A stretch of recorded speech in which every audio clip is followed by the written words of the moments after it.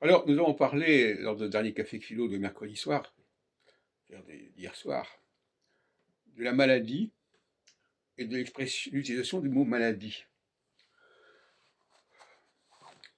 En réalité, maladie, c'est une façon de contester la différence avec l'autre.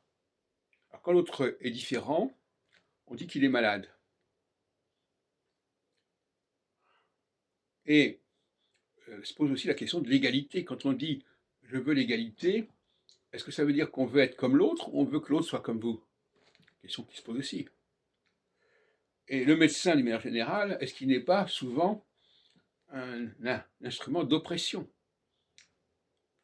Comme ça s'est produit d'ailleurs en URSS, avec les hôpitaux psychiatriques pour les dissidents. D'oppression, c'est-à-dire qu'on va inventer la thèse selon laquelle la personne qui ne se comporte pas comme nous est malade, est paranoïaque par exemple, parce qu'elle n'a pas les mêmes valeurs que nous, et on considère que tout le comportement est temporaire. Tout comportement peut changer, peut être modifié. Aucun comportement n'est censé être accepté une fois pour toutes. Il n'y a pas d'essentialisme, comme disent certains. Là aussi, c'est un problème. Parler de maladie, ça veut dire que finalement, les gens peuvent être soignés.